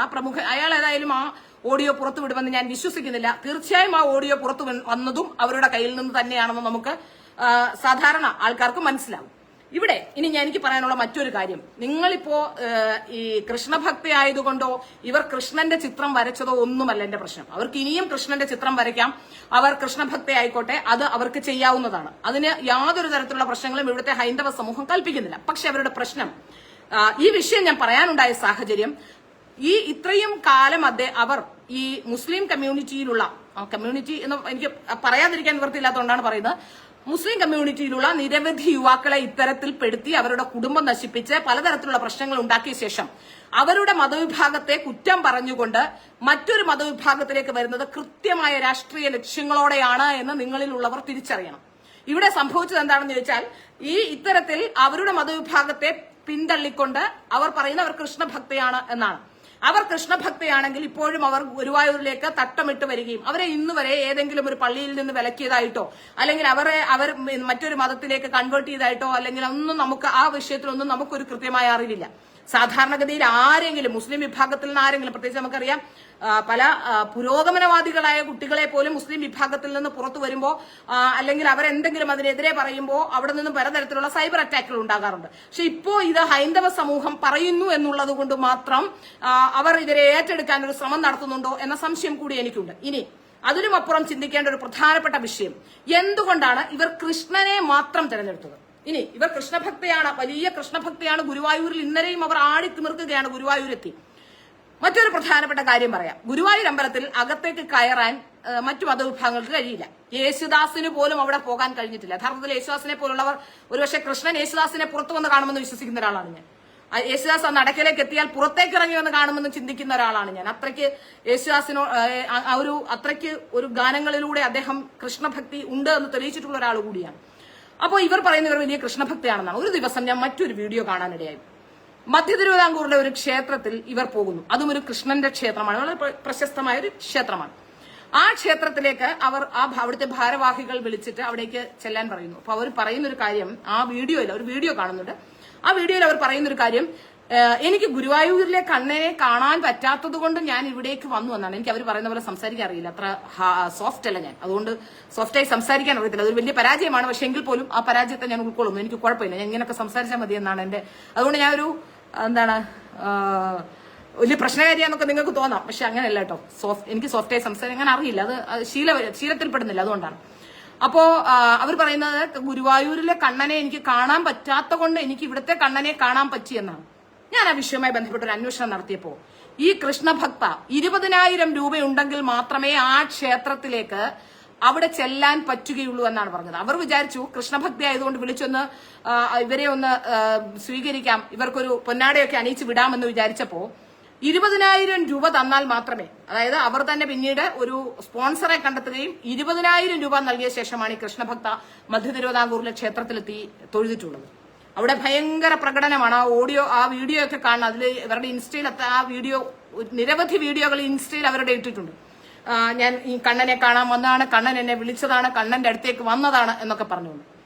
അപ്പൊ ഗുരുവായൂരിൽ എത്തുമ്പോൾ അവിടുത്തെ തന്ത്രിയൊക്കെ വന്ന് കാണുമെന്നാണ് പറയുന്നത്. ഏതായാലും കഴിഞ്ഞ കുറെ വർഷങ്ങൾ, ഏതാണ് 40 വർഷത്തിലേറെയായി ഗുരുവായൂരിലൊക്കെ പോകുന്ന ഒരാളാണ് ഞാൻ ഇന്ന് വരെ ഗുരുവായൂരിലെ ഒരു ക്ഷേത്രം ഭാരവാഹിയെ വിളിക്കുകയോ ഭാരവാഹികളെ കാണാൻ ശ്രമിക്കുകയോ ഒരു ഭാരവാഹികളുടെയും അടുത്തു പോയിട്ട് തൊഴുകയോ അവരുടെ ആതിഥ്യം സ്വീകരിച്ച് തൊഴുകയോ ഒന്നും ചെയ്തിട്ടില്ല. ക്ഷേത്രത്തിൽ പോകുമ്പോൾ പുറത്തുനിന്ന് ക്യൂ നിന്ന് പോയി തൊഴലാണ് പതിവ്. അതൊക്കെ നമ്മളെ കൊണ്ട് പറ്റുന്ന കാര്യമാണ്. വേണമെങ്കിൽ അവിടുത്തെ അത്യാവശ്യം പരിചയവും ബന്ധവും ഒക്കെ ഉള്ളത് കൊണ്ട് തന്നെ അവിടുത്തെ ആരെങ്കിലും ഒക്കെ വിളിച്ചു പറഞ്ഞ് ഞാൻ വരുന്നുണ്ടെന്ന് പറഞ്ഞാൽ ഒരുപക്ഷെ ഈ തന്ത്രിയെ അടക്കം കാണാനുള്ള സൗകര്യമൊക്കെ നമുക്ക് കിട്ടും. നമ്മൾ മനസ്സിലാക്കേണ്ട ഒരു പ്രധാനപ്പെട്ട ചില കാര്യങ്ങളാണ്. നമ്മൾ പുരുഷനായാലും സ്ത്രീ ആയാലും മനസ്സിലാക്കേണ്ട കാര്യം, എന്തെങ്കിലും കാര്യങ്ങൾ നമുക്ക് നേടാനുണ്ടെങ്കിലാണ് നമ്മൾ ഒരാളെ തിരക്കി അങ്ങോട്ട് പോവുക. നമുക്ക് പ്രത്യേകിച്ചൊന്നും നേടാനില്ലെങ്കിൽ, ഞാൻ പറഞ്ഞില്ലേ RSS കാര്യാലയവുമായി ബന്ധപ്പെട്ട് കഴിഞ്ഞ 40 വർഷമായി സംഘപരിവാർ അനുകൂലിയായ ഒരാളാണ് ഞാൻ. 40-ലേറെ വർഷമായി, അതായത് എന്റെ ചെറുപ്പകാലം മുതൽ. പക്ഷേ ഇന്ന് വരെ 1-2 തവണയാണ് എന്തോ മീറ്റിങ്ങുകൾക്ക്, ആവശ്യമുള്ള മീറ്റിങ്ങുകൾക്ക്, അതായത് അവിടെ വെച്ച് നടക്കുന്ന ചില മീറ്റിങ്ങുകൾ, ഞാൻ നേരത്തെ ഒരു വിദ്യാർത്ഥി സംഘടനയുമായി ബന്ധപ്പെട്ടൊക്കെ പ്രവർത്തിച്ചിരുന്നു. ആ വിദ്യാർത്ഥി സംഘടനയുമായി ബന്ധപ്പെട്ട് നടത്തിയ മീറ്റിങ്ങുകളിലൊക്കെ ചിലപ്പോൾ കാര്യാലയങ്ങളിലൊക്കെ വെച്ച് നടത്താറുണ്ട്. അങ്ങനത്തെ മീറ്റിങ്ങുകളിൽ പോയിട്ടുള്ളതല്ലാതെ ഒരിടത്തും ഒരു പരിചയം പുതുക്കാനോ അല്ലെങ്കിൽ വെറുതെ വന്ന് BJP ഓഫീസിൽ പോയിട്ടുണ്ട്. കാരണം BJP ഓഫീസിൽ സ്ഥിരമായി പത്രസമ്മേളനം ഉണ്ടാകാറുണ്ട്, അതുകൊണ്ട് BJP ഓഫീസിലേക്ക് പോകാറുണ്ട്. അപ്പോ അതുകൊണ്ട് അങ്ങനെയല്ലാതെ ഒരു സ്ഥലത്തും ഇന്ന് വരെ എവിടെയും ഇടിച്ചു കയറി ചെല്ലാൻ ശ്രമിച്ചിട്ടില്ല. നമ്മൾ ഒരാൾ നമ്മുടെ അടുത്തേക്ക് ഇടിച്ചു കയറി ബന്ധം സ്ഥാപിക്കാൻ വരുമ്പോൾ കേരളത്തിലെ എല്ലാ മതവിഭാഗക്കാരും, ഹിന്ദുവായാലും ക്രിസ്ത്യാനി ആയാലും മുസ്ലിം ആയാലും, നിങ്ങളോടൊക്കെ എനിക്ക് പറയാനുള്ളത്, ഈ മനുഷ്യരെ മനസ്സിലാക്കാനുള്ള കഴിവ് നഷ്ടപ്പെട്ടിട്ടുള്ളവരാണ് ഇത്തരത്തിലുള്ള ഫ്രോഡുകളെ പൊക്കിക്കൊണ്ട് നടക്കുന്നതെന്നാണ്. അവരെ ഫ്രോഡെന്ന് മാത്രമേ പറയാൻ കഴിയുള്ളൂ. കാരണം ഈ കേസുകളിലെല്ലാം ഇവരിപ്പോ ഒരു ബലാത്സംഗ കേസ് കൊടുത്തു, ശരി, സാധാരണഗതിയിൽ ബലാത്സംഗ കേസോ അല്ലെങ്കിൽ എന്തെങ്കിലും തരത്തിലുള്ള കേസുകളോ സോഷ്യൽ മീഡിയ ഒക്കെ ഉപയോഗിക്കുന്ന സ്ത്രീകളെ സംബന്ധിച്ച് നമ്മളെ എന്തെങ്കിലും അഭിപ്രായമുള്ളവരെയൊക്കെ സംബന്ധിച്ച് നിരവധി തരത്തിലുള്ള ആക്രമണങ്ങളും പലതരത്തിലുള്ള പ്രശ്നങ്ങളും പലതരത്തിലുള്ള സോഷ്യൽ മീഡിയ അറ്റാക്കുകളും ഒക്കെ ഉണ്ടാകും. എല്ലാവരും കേസ് കൊടുക്കും. പക്ഷേ ഈ കേസിലെല്ലായിടത്തും ഇവർ കേസ് കൊടുത്ത ശേഷം മൊഴി മാറ്റുകയാണ്. ഇവർ പറയുന്നതൊന്നുമായി ഒരു ബന്ധമില്ല. ഇന്നലെ ഈ 2018 കേസുമായി ബന്ധപ്പെട്ട ഈ ഡോക്ടർ ബലാത്സംഗം ചെയ്തു എന്ന് പറയുന്ന അവർ അന്ന് പത്രസമ്മേളനത്തിൽ പറഞ്ഞ അവർ ഇന്നലെ വേറൊരു മീഡിയയിൽ ഇരുന്ന് പറയുന്നു, എനിക്ക് ഇയാളെ പരിചയം ഫോണിലൂടെയാണ്, ഞാൻ ഫോണിലൂടെ പരിചയപ്പെട്ടുണ്ട്, എന്റെ സുഹൃത്ത് പരിചയപ്പെടുത്തിയതാണ്, അയാൾക്ക് കുറച്ച് സ്ത്രീ ഹോർമോൺ ഉണ്ട്, അതായത് ഒരു ഡോക്ടർക്ക് സ്ത്രീ ഹോർമോൺ ഉണ്ട്, അയാളെ ഞങ്ങളെല്ലാം കൂടെ സംരക്ഷിച്ചിരുന്നു, അങ്ങനെയാണ് അയാളുമായുള്ള ബന്ധമെന്ന് പറയുന്നത്. ഇവരുടെ 4 വാർത്താ സമ്മേളനങ്ങളോ 4 ഇന്റർവ്യൂകളോ എടുത്തു നോക്കിയാൽ ഇവർ പറയുന്ന എല്ലാ കാര്യങ്ങളും പരസ്പരം ഒരു ബന്ധവും ഇല്ലാത്തതാണെന്ന് നമുക്ക് മനസ്സിലാക്കാൻ പറ്റും. ഇവരുടെ മറ്റൊരു പ്രധാനപ്പെട്ട ആയുധം എന്തെങ്കിലും ആരെങ്കിലും പറഞ്ഞ ഉടനെ ഇവർ 2021 ഇത്തരത്തിലൊരു ചെറിയ വാർത്ത വന്ന സമയത്ത് ഇവർ ആത്മഹത്യക്ക് ശ്രമിച്ചിട്ടുണ്ടെന്നാണ് പറയുന്നത്. ഇപ്പൊ അവർ പറയുന്നത് 30 ഗുളിക കുടിച്ചു 50 ഗുളിക കുടിച്ചു എന്നൊക്കെയാണ്. ഞാൻ മനസ്സിലാക്കുന്നത് ഡിപ്രഷനുള്ള 2 ഗുളികയോടൊപ്പം ഒരു ഗുളിക കൂടി കഴിച്ച് ആശുപത്രിയിലേക്ക് പോയി എന്നാണ് ഞാൻ മനസ്സിലാക്കുന്നത്. അങ്ങനെയാണ്. ഏതായാലും ഇത്തരത്തിൽ ഇങ്ങനെയൊക്കെ ചെയ്യുന്നത് കൊണ്ടാണ് സാധാരണക്കാരായ ജനങ്ങൾ ഈ വിഷയവുമായി ബന്ധപ്പെട്ട് ഇങ്ങനെയൊക്കെ വിവരങ്ങൾ പലർക്കും അറിയാം. കേരളത്തിലെ പല മാധ്യമങ്ങൾക്കും മാധ്യമപ്രവർത്തകർക്കും ഒക്കെ ഇവരുടെ കാര്യങ്ങൾ അറിയാം. പക്ഷെ ഇത് തുറന്നു പറയാത്തത് ഇത്തരത്തിലുള്ള എന്തെങ്കിലും പ്രശ്നം ഉണ്ടാകുമോ എന്ന് ഭയക്കുന്നത് കൊണ്ടാണ്. ഞാൻ ഏതായാലും ലീഗൽ ഒപ്പീനിയൻ തേടിയിരുന്നു. ഇത്തരം കേസുകളിൽ ഇതിൽ കൃത്യമായ തെളിവുകൾ ഉള്ളതുകൊണ്ട് ഇത്തരം കേസുകളിൽ ഇതൊരു പൊതു താല്പര്യാർത്ഥം പറയുന്നത് കൊണ്ട് ഒന്നും തന്നെ സംഭവിക്കില്ല ഈ വിഷയവുമായി ബന്ധപ്പെട്ടെന്നാണ് എനിക്ക് മനസ്സിലാക്കാൻ സാധിച്ചത്. ഇതിനകത്തൊരു എന്നെക്കുറിച്ചൊരു വലിയ ആരോപണം ഉന്നയിച്ചാൽ ബിന്ദു ഹരേ കൃഷ്ണ ഈസ് വാച്ചിങ്. ബിന്ദു നോക്കൂ, ബിന്ദുവിനോട് ഞാൻ പറഞ്ഞിരുന്നു ഞാൻ കൃത്യമായ തെളിവുമായി വരുമെന്ന്. ഇവരോടുള്ള കുശുമ്പോ കുന്നായ്മയൊന്നുമല്ല. അതേ നോക്കൂ, ട്രൂ കോപ്പി എന്നാണ്. കണ്ടല്ലോ, ഇത് കോടതിയിൽ നിന്ന് ഞാൻ എടുത്ത രേഖയാണ്. ബിന്ദുവിനോട് പ്രത്യേകം പറയുന്നു, ബിന്ദു ആയിരുന്നു ഏറ്റവും കൂടുതൽ ഇവർക്ക് വേണ്ടി എന്നോട് പടവെട്ടിക്കൊണ്ടിരുന്നത്. ട്രൂ കോപ്പി, കോടതിയിൽ നിന്ന് എടുത്ത രേഖയുടെ അസൽ പകർപ്പാണിത്. അതുകൊണ്ടാണ് ഞാൻ പറഞ്ഞത് ഞാൻ ഇതിന്റെ കൃത്യമായ തെളിവുമായി വരുമെന്ന്. സാധാരണ സ്ത്രീകളോടൊന്നും ഞാൻ അങ്ങനെ വഴക്കുണ്ടാക്കാനോ പ്രശ്നം ഉണ്ടാക്കാനോ സ്ത്രീകളെ കുറിച്ച് മോശം പറയാനോ കുശുമ്പും കുന്നായ്മ ഉണ്ടാക്കാനോ ഒന്നും പോകാറില്ല. കാരണം എനിക്ക് ഏറ്റവും കൂടുതലുള്ള സ്ത്രീ സുഹൃത്തുക്കളാണ്. എന്റെ സ്ത്രീ സുഹൃത്തുക്കൾക്ക് അറിയാം ഞാൻ ഒരു തരത്തിലും രാഷ്ട്രീയമോ അല്ലെങ്കിൽ മറ്റേതെങ്കിലും കാര്യം കൊണ്ട് ഒന്നും തന്നെ ഇത്തരത്തിലുള്ള പ്രശ്നങ്ങൾ ഉണ്ടാക്കില്ല എന്ന് എന്റെ സ്ത്രീ സുഹൃത്തുക്കൾക്ക് അറിയാം. വ്യക്തിപരമായ വിഷയങ്ങൾ ഒന്നും തന്നെ ഇടപെടുന്ന ഒരാളെയല്ല ഞാൻ. ഇടപെട്ടാൽ തന്നെ അവരെ നന്നാക്കാനായിരിക്കും, ഒരിക്കലും നശിപ്പിക്കാനോ അവരുടെ ജീവിതവുമായി ബന്ധപ്പെട്ട് എന്തെങ്കിലും കോംപ്ലിക്കേഷൻ ഉണ്ടാക്കാനോ ഒരിക്കലും ഞാൻ ഇടപെടാറില്ല. പക്ഷെ ഈ വിഷയത്തിൽ ഇടപെടേണ്ടി വന്നത് ഈ വിഷയവുമായി ബന്ധപ്പെട്ട് ഹൈന്ദവ സമൂഹത്തിലും മുസ്ലിം സമൂഹത്തിനിടയിലും ഒരു വലിയ തരത്തിലുള്ള വിടവുണ്ടായിട്ടുണ്ട്. ഇതിന് മറ്റൊരു പ്രധാനപ്പെട്ട കാര്യം, ഇവരെപ്പോഴും ഈ കരഞ്ഞുകൂവി ബഹളം വെച്ച് ഇവർ സംസാരിക്കുമ്പോൾ പെട്ടെന്ന് ഇവർ മദ്രസയിലേക്കും ഉസ്താദിലേക്കും പോകും. ഇന്റർവ്യൂ കണ്ടാൽ അറിയാം. ഇന്നലെയും ആ മദ്രസയും ഉസ്താദിലേക്കും ഒക്കെ പോകുന്നുണ്ട്. അപ്പൊ തീർച്ചയായിട്ടും ഈ മുസ്ലിങ്ങളുടെ വികാരങ്ങളെ വ്രണപ്പെടുത്തുന്ന രീതിയിൽ ഹൈന്ദവ വികാരത്തെ അതിന് അനുകൂലമാക്കി മാറ്റുക എന്ന തരത്തിലാണ് അവർ സംസാരിക്കുന്നത്. ഇത്തരത്തിൽ ഒരു വലിയ പ്രശ്നം ഉണ്ടാക്കാനുള്ള സാധ്യത. അപ്പോ പലരും മുസ്ലിം മതത്തിന് എതിരായി സംസാരിക്കുന്നുണ്ട്, ഹിന്ദു മതത്തിനെതിരായി സംസാരിക്കുന്നുണ്ട്, ആചാരങ്ങൾക്കെതിരെ സംസാരിക്കുന്നുണ്ട്. അതൊക്കെ അവരുടെ വ്യക്തിപരമായ വിഷയങ്ങളും അവരുടെ ചിന്താഗതികളും ഒക്കെ ആവാം. പക്ഷെ ഇത് കൃത്യമായ രീതിയിൽ ഹൈന്ദവ മുസ്ലിം വിഭാഗങ്ങളെ വലിയ രീതിയിൽ ഒരു അടി ഉണ്ടാക്കാനായിട്ട് ഇവർ ശ്രമിക്കുന്നുണ്ട്. മാത്രമല്ല ഇവർ പറഞ്ഞിരുന്നു ഇവരുടെ സഹോദരൻ ഇവരോട് ചോദിച്ചു എന്ന്, വ്യഭിചരിച്ച് ജീവിച്ചുകൂടെ എന്ന് ചോദിച്ചു. ആ വാക്ക് ഞാൻ ഉപയോഗിക്കുന്ന വാക്കല്ല. സാധാരണ ഞാൻ ഇംഗ്ലീഷ് വാക്ക് പ്രൊസ്റ്റിറ്റ്യൂഷൻ ഉപയോഗിക്കുന്നത്. ഞാൻ ഇങ്ങനത്തെ വൃത്തിയിട്ട വാക്കുകൾ ഉപയോഗിക്കുന്ന ഒരാളല്ല. അതുകൊണ്ട് തന്നെ ഏതായാലും പറഞ്ഞുപോയി, ക്ഷമിക്കുക. അപ്പോ അവർ പറഞ്ഞ വാക്കാണേ, അതുകൊണ്ടാണ്. അപ്പോ അങ്ങനെ പറഞ്ഞു എന്നാണ് പറയുന്നത്. പക്ഷേ അവരുടെ അച്ഛന്റെ ഒരു മൊഴി ഈ 2006 കേസുമായി ബന്ധപ്പെട്ടിട്ടുണ്ട്. അതിൽ അയാൾ പറയുന്നത് തനിക്ക് 3 പെൺകുട്ടികളാണെന്നാണ്.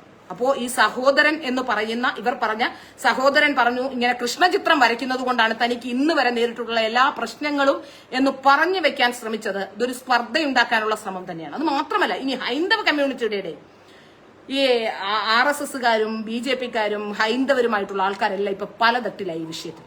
ഇതുകൊണ്ടൊക്കെ തന്നെയാണ് ഞാനിത് പറയണം, ഇത് പറഞ്ഞേ മതിയാകൂ എന്ന് വിചാരിക്കാനും കാരണം കുറച്ചുപേര് അവരെ സപ്പോർട്ട് ചെയ്യുന്നു, അവർ നല്ലവരാണെന്ന് പറയുന്നു, അവർക്ക് വീണ്ടും സപ്പോർട്ടുമായി വരുന്നു. ഇപ്പോ സോഷ്യൽ മീഡിയ, അമൃത TV, അങ്ങനെ നിരവധി ചാനലുകൾ, പിന്നെ ഓൺലൈൻ ചാനലുകളുടെ ഒരു ആധിക്യമായതുകൊണ്ട് അവർക്ക് ഈ നല്ലതോ ചീത്തയോ അല്ലെങ്കിൽ സമൂഹത്തിന് മാതൃകയാവുന്ന ആൾക്കാരെയോ ഒന്നും സമൂഹത്തിന്റെ മുന്നിലേക്ക് പ്രൊജക്ട് ചെയ്യണമെന്നില്ല. അവരെ സംബന്ധിച്ച് അവർക്ക് ഇത്തരത്തിൽ ഏത് തരത്തിലുള്ള ആളെ കിട്ടിയാലും അതിലൊരു മാർക്കറ്റിംഗ് തന്ത്രം മാത്രമേ കാണുള്ളൂ. പ്രത്യേകിച്ച് ഈ നിരവധി സോഷ്യൽ മീഡിയ വാർത്ത ചെയ്യുന്ന ചാനലുകളെക്കാൾ ഉപരി ഇപ്പോൾ നിരവധി സിനിമ ചെയ്യുന്ന ചാനലുകളൊക്കെ കൊച്ചിയിൽ നിന്നുണ്ട്.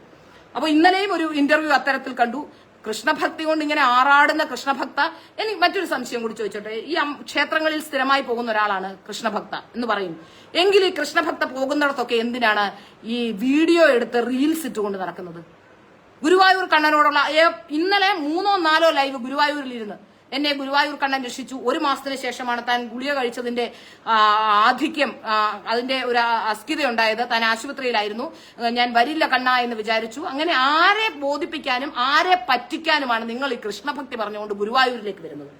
യഥാർത്ഥത്തിൽ ഇവരുടെ നടപടികൾ, ഇവർക്ക് അനുകൂലമായി ചില ഓൺലൈൻ ചാനലുകളൊക്കെ വന്നിട്ടുണ്ട്. ഒരു പക്ഷേ അവർക്ക് ഇതിന്റെ പൂർണ്ണമായ വിവരങ്ങൾ ലഭ്യമാകാത്തത് കൊണ്ടോ, അല്ലെങ്കിൽ ഈ കണ്ണുനീരൊക്കെ കാണുമ്പോൾ സ്ത്രീകൾ കരയുന്ന കാണുമ്പോൾ പുരുഷന്മാർക്ക് ഭയങ്കര അലിവുണ്ടാകും. അങ്ങനത്തെ ചില പുരുഷന്മാരുണ്ട്. അവര് വെറുതെ ഒന്ന് കരഞ്ഞു കാണിക്കുകയോ അല്ലെങ്കിൽ ഒന്ന് കൊഞ്ചിക്കൊഴിയൊക്കെ ചെയ്യുന്ന സ്ത്രീകൾക്ക് അങ്ങനെ അത്തരം സ്ത്രീകൾക്ക് കുറച്ചുകൂടി സമൂഹത്തിൽ ഒരു പാവം എന്ന ഇമേജ് കാണും. നമ്മളെപ്പോലുള്ള കൃത്യമായ വാക്കുകൾ സംസാരിക്കുന്ന ആൾക്കാർ, കൃത്യമായി പറയുന്ന ആൾക്കാരെയൊക്കെ ഭയങ്കര പ്രശ്നക്കാരാക്കി ചിത്രീകരിക്കാനും സമൂഹം പലപ്പോഴും ശ്രമിക്കാറുണ്ട്.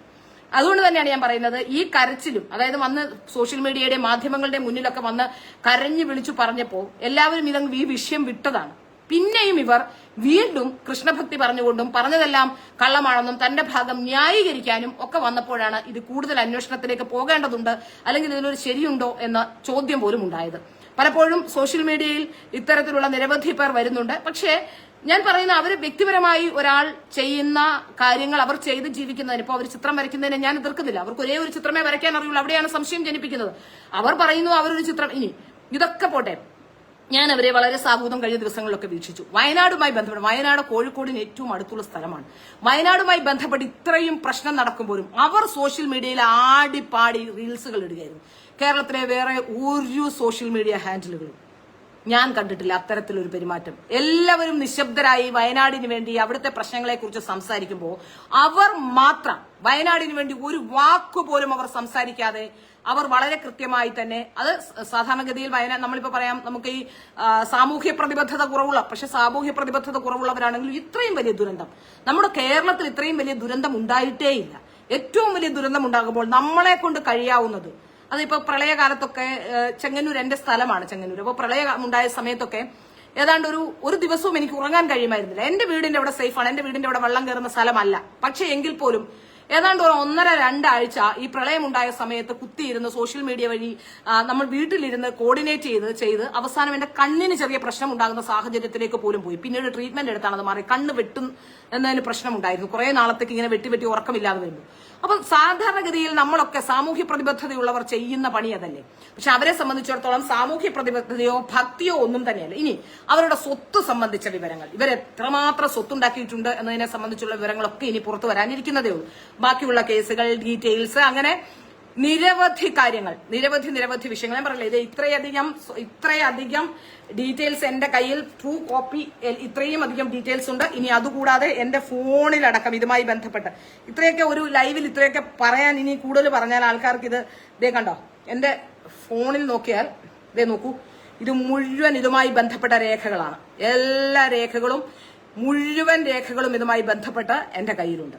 അപ്പൊ അതുകൊണ്ട് തന്നെ ഇനിയും ഇത് ഞാൻ പറഞ്ഞു ട്രൂ കോപ്പിയാണ്, ഞാൻ ഉണ്ടാക്കിയതല്ല. ഇനി വ്യാജരേഖയാണെന്ന് പറഞ്ഞ ആരും വരണ്ട. അപ്പോ ഈ പറഞ്ഞതിനകത്തു നിന്ന് ഒരു അണുവിട ഞാൻ ചലിക്കില്ല. ഈ പറഞ്ഞതെല്ലാം ശരി തന്നെയാണ്. ഇതുമായി ബന്ധപ്പെട്ട് ഇനിയും ദയവ് ചെയ്ത് ഇത്തരത്തിലുള്ള തട്ടിപ്പുകാർ, അതായത് 2014 ശേഷം ഞാൻ മനസ്സിലാക്കിയ ഒരു സാധനം കൂടി പറഞ്ഞുതരാം. 2014 ശേഷം ഏറ്റവും കൂടുതൽ ആൾക്കാർ വരുന്നത് സംഘപരിവാറിലേക്കാണ്. കാരണം ഭരണമുണ്ട്, അടുത്ത കുറെ കാലത്തേക്ക് ഭരണം ഉണ്ടാവുകയും ചെയ്യുമെന്ന് ബോധ്യമായവരെല്ലാം ഞാൻ സംഘപരിവാർ അനുകൂലിയാണ് എന്ന് പറഞ്ഞുകൊണ്ട് തുള്ളിച്ചാടിയും പൊങ്ങിച്ചാടിയും ബഹളം വെച്ചും കാര്യാലയത്തിലേക്ക് ഓടിക്കേറിയും മറ്റുള്ളവരെ സ്വാധീനിച്ചും എന്തെങ്കിലും സ്ഥാനമാനങ്ങൾ നേടിയെടുക്കാനും ഒക്കെ ശ്രമിച്ചുകൊണ്ട് നിരവധി പേർ സംഘപരിവാർ പാളയത്തിലേക്ക് വരുന്നുണ്ട്. യഥാർത്ഥത്തിൽ അവർ വരുന്നതിന്റെ ഉദ്ദേശം എന്താണെന്നോ അല്ലെങ്കിൽ എന്താണ് അവരുടെ ഉദ്ദേശമെന്ന് മനസ്സിലാക്കാതെ പലപ്പോഴും നമ്മുടെ ആളുകൾ പ്രവർത്തിക്കുന്നുണ്ട്. അതൊരു വലിയ പ്രശ്നം തന്നെയാണ്. ഈ ജസ്നയുടെ പേര് പറഞ്ഞ ക്ഷമിക്കണം, ഈ വിഷയത്തിലും അത് തന്നെയാണ് സംഭവിച്ചിട്ടുള്ളത്. അത്തരത്തിലുള്ള വിഷയങ്ങളിൽ നിന്ന് ദയവ് ചെയ്ത് നമ്മൾ ഒരാളെ നമ്മുടെ അടുത്തേക്ക് എത്തിയാൽ, ഇപ്പൊ സുരേഷ് ഗോപിയുടെ വിഷയം പറഞ്ഞു, സുരേഷ് ഗോപിയുമായി ബന്ധപ്പെട്ട് കല്യാണത്തിന് വന്ന സമയത്ത് ആണ് ഈ പ്രശ്നം ഉണ്ടായത്. അതുകൊണ്ട് തന്നെ ഈ കല്യാണത്തിന് വന്ന സമയത്ത് ഒന്നും ഓർക്കാതെ ആയിരിക്കാം ഒരു പക്ഷേ ഇങ്ങനെ ഒരാൾ, ഒരു പാവം പിടിച്ച പെൺകുട്ടി വന്ന് കണ്ടോട്ടെ എന്ന് വിചാരിച്ചിട്ടാവും അദ്ദേഹം അത് ചെയ്തിട്ടുണ്ടാവുക. പക്ഷെ അത് ഒരു പ്രാഥമികമായ അന്വേഷണം അവരുടെ നാട്ടിലെങ്കിലും നടത്തണം. നമുക്കൊക്കെ നമ്മളെ കുറിച്ചൊക്കെ ഏകദേശ രൂപം നമ്മുടെ നാടുകളിലൊക്കെ അന്വേഷിച്ചാൽ നമ്മൾ ആരാണെന്നുള്ളതിന്റെ ഏകദേശ രൂപം നമ്മുടെ നാട്ടിലൊക്കെ എല്ലാവർക്കും അറിയായിരിക്കും. അപ്പോ അത്തരം വിഷയങ്ങളിലൊക്കെ ഒന്ന് അന്വേഷണം നടത്തി നിങ്ങളുടെ ഇടയ്ക്കത്തേക്ക് വരുന്ന ആരെയും, അതിപ്പോ ഞാൻ പറഞ്ഞല്ലോ, ഇപ്പോ ഇനി ഞാനിത് ഇസ്ലാമിന് എതിർത്തുകൊണ്ട് പറയുകയാണെന്ന് ആരും വിചാരിക്കരുത്. ഇതുവരെ അവർ പെടുത്തിയിട്ടുള്ള 90% ആൾക്കാരും ഇസ്ലാം വിഭാഗത്തിൽപ്പെടുന്നവരാണ്. ഇനി അവർ ഇപ്പോൾ ഇങ്ങോട്ട് വന്നിരിക്കുന്നത് അവിടെ ഇനി കൂടുതൽ കാര്യങ്ങൾ നടക്കില്ല എന്ന് ബോധ്യം വന്നതുകൊണ്ട്, അല്ലെങ്കിൽ അവിടെ നിൽക്കുന്ന ആൾ, പ്രത്യേകിച്ച് ഈ ഷനീദ് എന്ന് പറയുന്ന ആളാണെന്ന് തോന്നുന്നു, എനിക്ക് തോന്നുന്നു അദ്ദേഹം ഭയങ്കര വലിയ രീതിയിൽ ഇതിനോട് ഫൈറ്റ് ചെയ്ത ആളാണ്. അപ്പൊ കുറച്ചു പേർക്കെങ്കിലും ആ കഥകളൊക്കെ അറിയാമായിരിക്കും. അതുകൊണ്ട് തന്നെയാണ് പുതിയൊരു തട്ടകം തേടി വന്നത് എന്നാണ് മനസ്സിലാക്കാൻ സാധിക്കുന്നത്. അതുകൊണ്ട് തന്നെയാണ് ഇതിൽ ജാതിയോ മതമോ ഒന്നും ആരും കരുതേണ്ട. ഇതിലൊരു ഇസ്ലാമോഫോബിയയും എനിക്കില്ല. എന്നെ അറിയുന്ന എന്റെ സുഹൃത്തുക്കൾക്കൊക്കെ അറിയാം, എനിക്ക് അത്തരത്തിലുള്ള ഒരു ഫോബിയകളുമില്ല. ഞാൻ മനുഷ്യനെ മനുഷ്യനായി കാണുന്ന ആളാണ്. രാഷ്ട്രീയത്തിനപ്പുറം സൗഹൃദങ്ങളുള്ള ഒരാളാണ്. അതുകൊണ്ട് തന്നെ അത്തരത്തിലുള്ള വിഷയങ്ങൾ, പിന്നെ എനിക്കൊരു നിലപാടുണ്ട്, നിലപാടുകളെ ഉറച്ചു നിൽക്കുന്ന ആളുമാണ്. അതുകൊണ്ട് എന്റെ നിലപാട് കൊണ്ട് ഞാൻ ആരെയും ദ്രോഹിക്കാനോ മറ്റേതെങ്കിലും തരത്തിൽ ഉപദ്രവിക്കാനോ മോശം പറയാനോ ആക്രമിക്കാനോ ഒന്നും വരുന്നില്ല. അതുകൊണ്ട് ദയവ് ചെയ്ത് എല്ലാവരും ഇത്തരത്തിലുള്ള അപകടങ്ങളെ കരുതിയിരിക്കണം. ഇത്തരത്തിലുള്ള ആൾക്കാർ നമ്മുടെ അടുത്തേക്ക് എത്തുമ്പോൾ അത് മനസ്സിലാക്കാനുള്ള ശേഷി കൂടി നമ്മൾ കൈവരിക്കേണ്ടതുണ്ട്. അതാണ് ഞാൻ പറഞ്ഞു വെക്കുന്നത്. ഇനി ആർക്കെങ്കിലും എന്തെങ്കിലും സംശയം ഇതുമായി ബന്ധപ്പെട്ടുണ്ടെങ്കിൽ ദയവി തന്നെ പിന്നെ മതവിദ്വേഷവും പിന്നെ വർഗീയതയും പറയുന്ന ആളായൊന്നും കാണരുത്. അങ്ങനത്തെ ഒരാളെയല്ല ഞാൻ. എനിക്ക് അങ്ങനെ ഒരു ഇതുമില്ല. ഞാൻ ഹൈന്ദവ സംസ്കാരത്തിന്റെ എല്ലാ ചിട്ടകളോടും എല്ലാ രീതികളോടും പൊരുത്തപ്പെട്ട ഹൈന്ദവ സംസ്കാരം എല്ലാവരെയും ഉൾക്കൊള്ളുന്ന ആ സംസ്കാരത്തിന്റെ ആളായി തന്നെ നിലനിൽക്കുന്ന ഒരാളാണ്. അതുകൊണ്ട് അത്തരത്തിൽ എനിക്ക് ഒരു തരത്തിലുള്ള വിദ്വേഷവുമില്ല. അത് മനസ്സിലാക്കിക്കൊണ്ട് വേണം എന്റെ ഈ ലൈവ് കൂടി കാണാൻ. ഏതായാലും എനിക്കൊരു ഇന്നത്തെ ഒരു സന്തോഷം എന്ന് പറഞ്ഞാൽ ഒരു ഫ്രോഡിനെ എനിക്ക് തുറന്നു കാണിക്കാൻ കഴിഞ്ഞു എന്നുള്ളത് വലിയ സന്തോഷമുണ്ട്. മറ്റൊന്നുമല്ല, അവര് പടം വരയ്ക്കുന്നതോ പണം ഉണ്ടാക്കുന്നതോ മറ്റൊന്നുമല്ല. ഇത്തരത്തിലുള്ള ഫ്രോഡ് പ്രവർത്തികൾ പലരുടെയും കുടുംബം മുടിച്ചിട്ടല്ല നമുക്കൊരു കുടുംബം ഉണ്ടാക്കുകയോ നമ്മൾ സമ്പാദിക്കുകയോ ഒക്കെ ചെയ്യേണ്ടത്. മറ്റുള്ളവരുടെ നമുക്കൊക്കെ പലർക്കും പല രീതിയിലുള്ള ചതികളും പ്രശ്നങ്ങളും ഒക്കെ ഉണ്ടാവും. പക്ഷേ അതിനും ഒരു ധാർമ്മിക മര്യാദ നമ്മൾ കാണിക്കണം. ഇല്ലാത്ത കാര്യങ്ങൾ പറയുകയും അല്ലെങ്കിൽ അത്തരത്തിലുള്ള കാര്യങ്ങൾ ചെയ്തുകൊണ്ട് മുന്നോട്ട് വരികയും അവരെ ഉപദ്രവിക്കുകയും പിന്നീട് വാക്ക് മാറ്റി പറയുകയും സ്വന്തം ലാഭത്തിന് വേണ്ടി ഇതൊക്കെ ഉപയോഗിക്കുകയും ചെയ്യുന്ന പ്രവണതകൾ ഇല്ലാതാക്കണം. അത്തരത്തിൽ ചെയ്യുന്നത് ശരിയല്ല.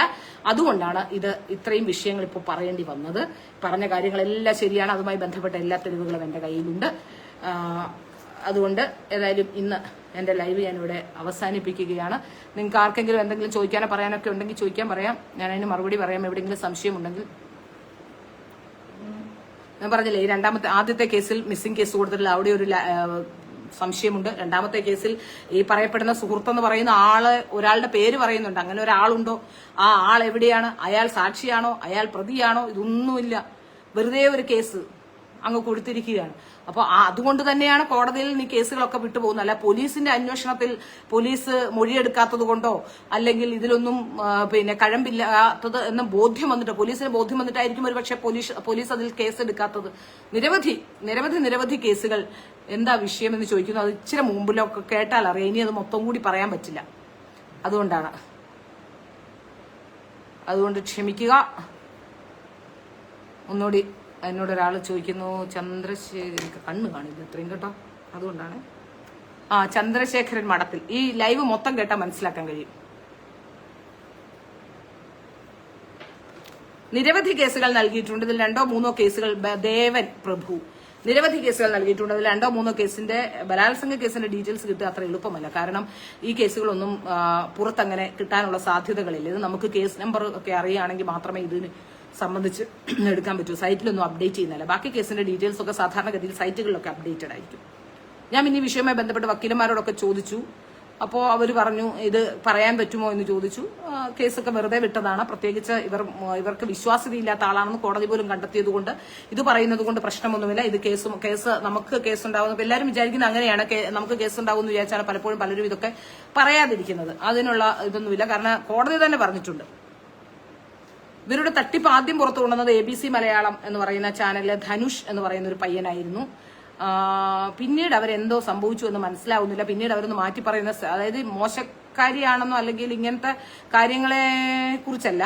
പിന്നീട് അവർ പടം വരച്ച് ജീവിച്ചോട്ടെ എന്ന്, അതായത് അന്വേഷിച്ച് ജീവിക്കുന്നതിന് തെറ്റില്ല, അന്വേഷിച്ച് ജീവിച്ചോട്ടെ, ആ നിലപാട് എനിക്കുമുണ്ട്. അവർ പടം വരയ്ക്കുകയോ ജീവിക്കുകയോ ഒക്കെ ചെയ്തിട്ട് അവർക്ക് ആകെ ഒരു പടമേ വരയ്ക്കാൻ അറിയുള്ളൂ. ഈ പടം വരയ്ക്കാൻ തന്നെ അവരെ ട്രെയിൻ ചെയ്തത് ആരാണ്?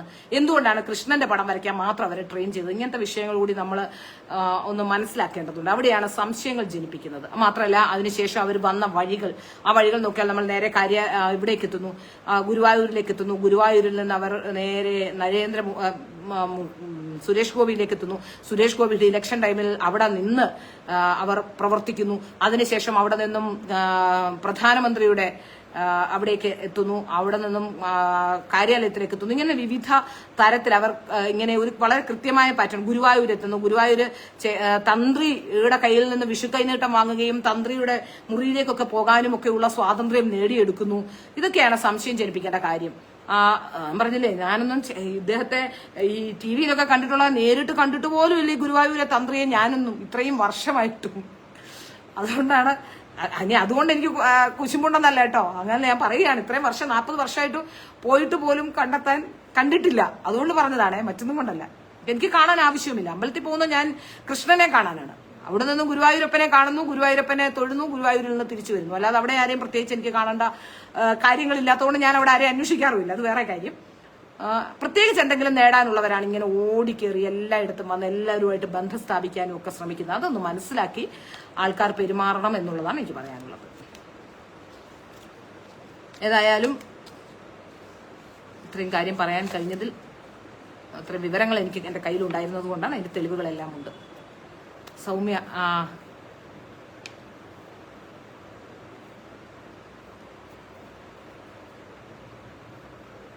അപ്പൊ ശരി, പിന്നീട് കാണാം നമുക്ക്.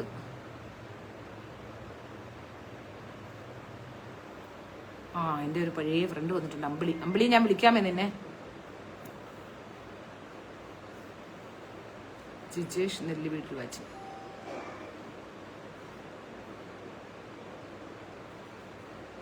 അപ്പോൾ ശരി, പിന്നെ കാണാം. ഇതുമായി ബന്ധപ്പെട്ട് ബാക്കി വിവരങ്ങൾ എൻ്റെ കയ്യിലുണ്ട്.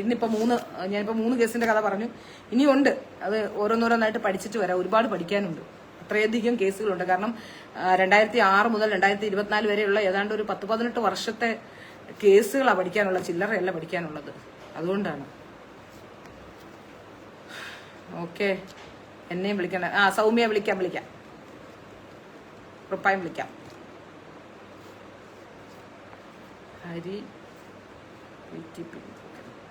അപ്പൊ ശരി, ഓക്കെ, പിന്നെ കാണാം. നമസ്കാരം.